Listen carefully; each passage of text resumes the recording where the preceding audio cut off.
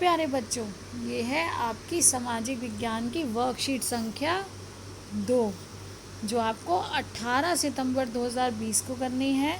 और सभी बच्चे अपना नाम लिखेंगे, अपने शिक्षक का नाम लिखेंगे, अपना रोल नंबर और स्टूडेंट आईडी ज़रूर लिखेंगे। बेटा, वर्कशीट आपकी 2 जो है वो प्राकृतिक संसाधन पर आधारित है। वर्कशीट 1 में हमने जाना था कि वैसी सभी चीज़ें जिनकी कुछ उपयोगिता अथवा प्रयोज्यता होती है वे संसाधन कहलाती हैं। उपयोगिता का कोई आर्थिक मूल्य हो यह आवश्यक नहीं है। जैसे एक मनोरम भू दृश्य का कोई आर्थिक महत्व नहीं है, लेकिन धातुओं या जीवाश्म ईंधन का आर्थिक मूल्य होता है और दोनों ही हमारे लिए महत्वपूर्ण संसाधन हैं।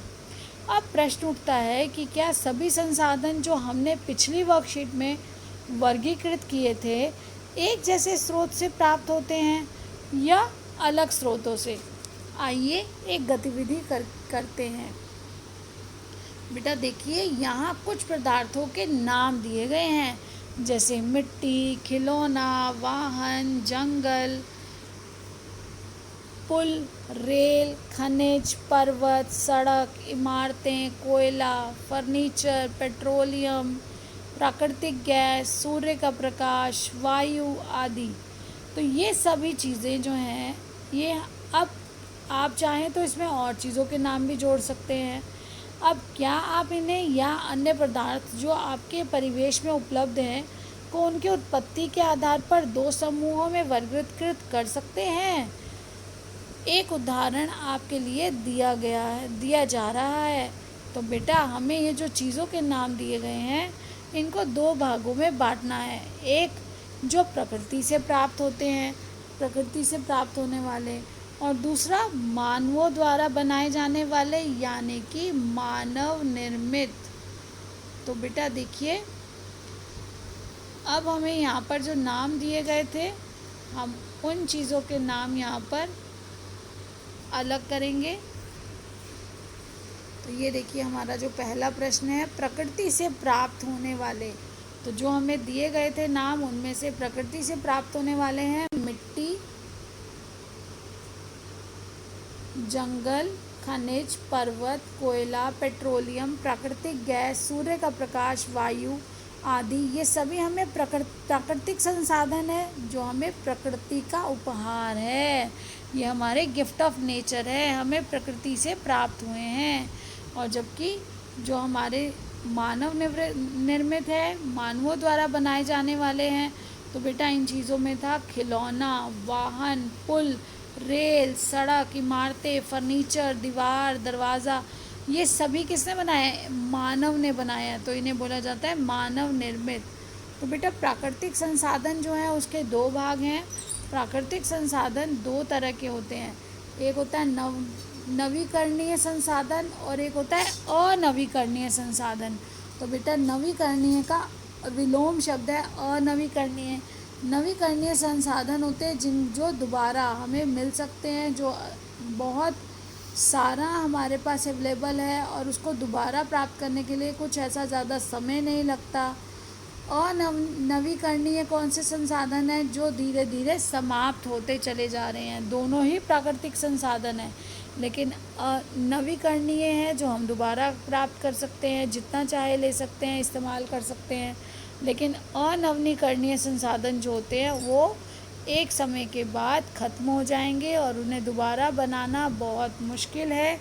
ये प्रकृति से तो प्राप्त हुए हैं, लेकिन कई 100 साल बाद ये तैयार होते हैं।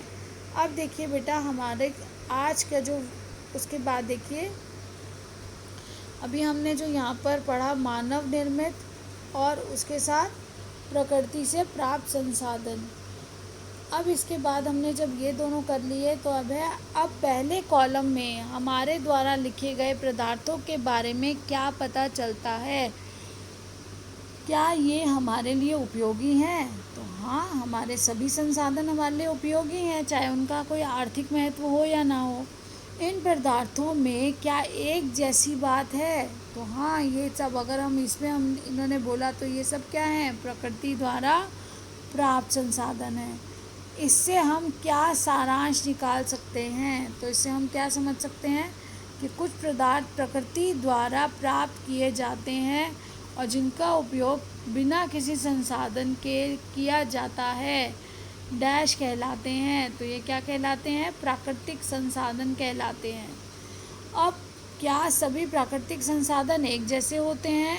आइए पता करते हैं। प्राकृतिक संसाधन को निम्न 2 वर्गों में वर्गीकृत कीजिए। तो बेटा यहाँ पर क्या है? वैसे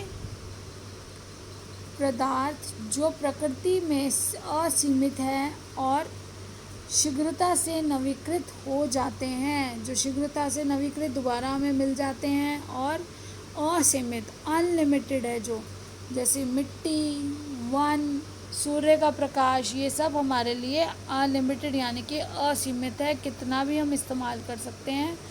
और इसी तरह से यहाँ पर है वैसे पदार्थ जिनका भंडार सीमित है और जो नवीकृत होने में हज़ारों वर्ष लेते हैं। ऐसे संसाधन जो बहुत कम हैं, सीमित हैं और उनको नवीकृत होने में बहुत हज़ारों वर्ष लग जाते हैं, जैसे कि पेट्रोलियम, खनिज। अब देखिए, उपरोक्त का अवलोकन करने पर हम कह सकते हैं कि, अब हमने इससे पढ़ा तो हम ये कह सकते हैं कि कुछ प्राकृतिक संसाधन जो प्रकृति में असीमित मात्रा में उपलब्ध हैं और शीघ्रता से नवीकृत हो सकते हैं, उन्हें नवीकरणीय संसाधन कहते हैं। बेटा 2 बातें देखिए, एक है असीमित। पहली बात है कि ये असीमित है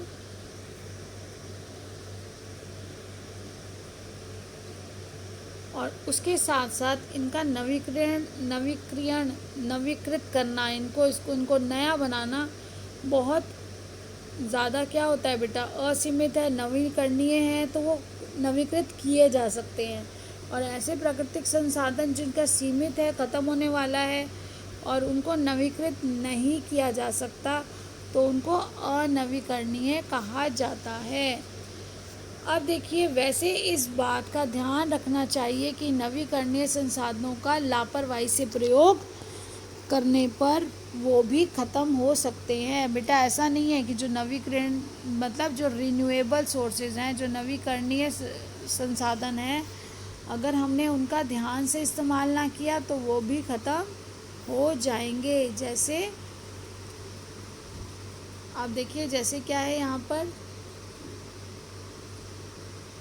जैसे जल या मिट्टी असीमित मात्रा में उपलब्ध है, लेकिन इनकी लापरवाही से उपयोग करने पर ये भी प्रयोग के लायक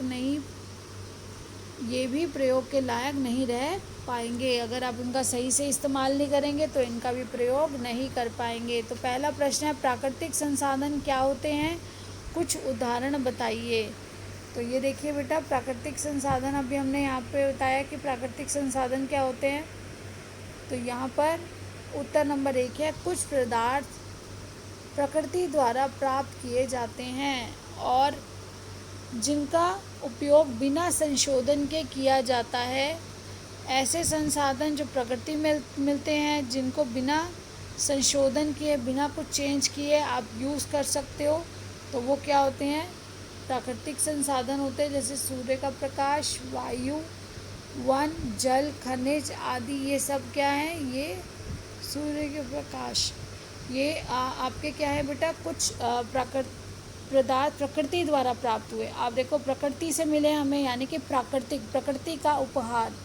तो प्रकृति द्वारा प्राप्त किए जाने वाले जिनका उपयोग बिना किसी चेंज, बिना संशोधन के किया जा सकता है, वो प्राकृतिक संसाधन है। और सूर्य का प्रकाश, वायु, वन, जल, खनिज, ये सब क्या है? प्राकृतिक संसाधन।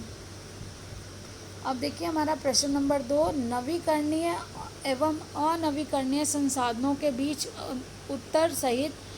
उदाहरण सहित उत्तर स्पष्ट कीजिए। तो बेटा यहाँ देखिए, आप कोई भी कभी भी अगर अंतर बताएंगे तो बेटा अंतर आपको लाइन डाल के बताना होता है।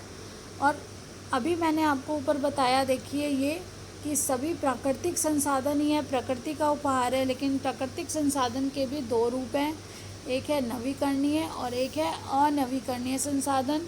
नवीकरणीय में सूर्य का प्रकाश और अनवीकरणीय में हमारा आ जाता है पेट्रोलियम। तो अब देखिए ये उत्तर है। नवीकरणीय संसाधन प्राकृतिक संसाधन जो प्रकृति में असीमित मात्रा में उपलब्ध हैं और शीघ्रता से नवीकृत हो जाते हैं, उन्हें नवीकरणीय संसाधन कहा जाता है या वे नवीकरणीय संसाधन कहलाते हैं। जैसे सूर्य का प्रकाश, वायु, वन, जल, ये सब हमारे नवीकरणीय हैं, हम इनको नया बना सकते हैं दोबारा। अब यह मानव निर्मित प्राकृतिक, यहाँ पर देखिए नवीकरणीय और अनवीकरणीय। तो अनवीकरणीय क्या है? प्राकृतिक संसाधन जिनका भंडार सीमित है, बहुत कम है, ख़त्म होने वाले हैं और इन्हें पुनः पूरित होने में हज़ारों वर्ष का समय लग जाता है। तो ऐसे अनवीकरणीय संसाधन कौन कौन से बेटा? कोयला, लोहा, पेट्रोल। अब उत्तर नंबर 3 में भी बेटा हमसे यही उदाहरण पूछे गए हैं, तो उत्तर नंबर 3 में आप केवल ये उदाहरण लिख सकते हैं। इसके बाद है प्रश्न नंबर 4। तो प्रश्न नंबर 4 देखिए क्या है।